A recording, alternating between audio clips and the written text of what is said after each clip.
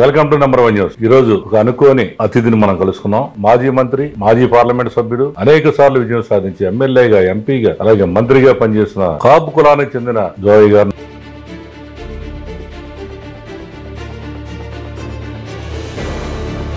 కూటమి ప్రభుత్వం పాలనపై మీ అభిప్రాయం చెప్పండి. చర్చించాలంటే ఇంకొంచెం సాధ్యపడే విషయం కాకపోవచ్చు. ఎందుకంటే ఒక సంక్షేమాన్ని మాత్రమే పట్టించుకున్నారు కానీ అభివృద్ధిని ఏమాత్రం పట్టించుకోలేదు. అచ్చెన్నాయుడు గారు మాట్లాడుతూ ఇది అమలు చేయాలంటే రాష్ట్రం అమ్ముకోవాల్సిందే, వెనకాల నిధులు ఉండవు అన్నాడు. దాంట్లో అనుమానం లేదు. కూటమి ప్రభుత్వం అప్పులు చేయకుండా ముందుకెత్తడం అనేది అసాధ్యం. కూటమి మోసపూరితంగా హామీలు ఇచ్చినట్లెక్కేగా. మోసపూరితం అమలు జరపడానికి అవకాశం ఉన్నాయా లేవా అన్నది పక్కన పెడితే, కూటమి ప్రభుత్వం ఎమ్మెల్యేలు దాదాపుగా 70-80 మంది అయితే విపరీతమైన కరప్షన్ ఉందని సాక్షాత్తు సీఎంఓనే మన పిలిచే వార్నింగ్ ఇచ్చారంట సీఎం గారు. జనసేన తరపున పవన్ కళ్యాణ్ గారు కొంతమంది వార్నింగ్ ఇచ్చారని పేపర్లో, టీవీలో కోడేకి వస్తుంది. దీని మీద అవినీతి జరుగుతుందా లేదా మీ అభిప్రాయం చెప్పండి, సూటిగా చెప్పండి. మొత్తం మీద కొంతమంది ఎమ్మెల్యేలలో మాత్రం ఈ అవినీతి ఆరోపణలు మాత్రం కనబడుతున్నాయి. జగన్ గవర్నమెంట్ లో లేఖలు రిలీజ్ చేస్తుండేవాళ్ళు ప్రభుత్వం మీద. మరి ఇప్పుడు ఎందుకు మీరు లేఖ రిలీజ్ చేయరు? అయ్యా, కూటమి ప్రభుత్వ నేతలకు సూచన, ఈ రంగా అవినీతి టీవీలో చూస్తున్నా నేను, మీరు జాగ్రత్తగా ఉండాల్సిన అవసరం ఉంది.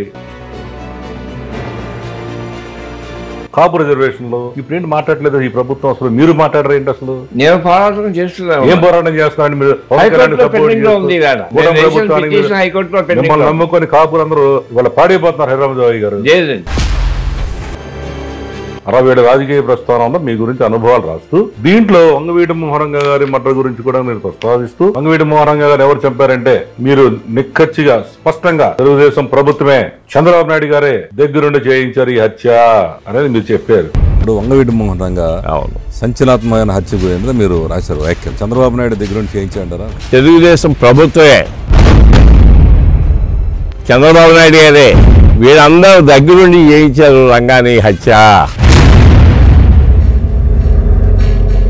ఇప్పుడు ఈ కాపులకి రిజర్వేషన్ లో సమస్య ఒకటి, కాపు ఉద్యోగులకి ఎక్కడ సరైన పోస్టింగ్ లేకపోవడం 2. అసలు ఎవరికైనా ఈ రోజు కాపు కార్పొరేషన్ పెట్టారు గానీ, సుబ్బరాయుడు గారిని పెట్టారు గానీ డైరెక్టర్ ఎవడు లేడు. కార్పొరేట్ చైర్మన్ ఇచ్చారు, ₹1 లోన్ ఇచ్చిన పాపాన పోలా. మరి మీరు ఎందుకు దీన్ని స్పందించరు? ముఖ్యంగా కాపులకి అన్యాయం జరుగుతున్నమాట వాస్తవం. కృష్ణా జిల్లాకి రంగా గారి పేరు పెట్టాలా, అవసరం ఉందా లేదా మీరు చెప్పండి. వంగవీటి మోహనంగా గారి పేరు పెట్టకపోతే మీరు ఏం చేస్తారు చెప్పండి.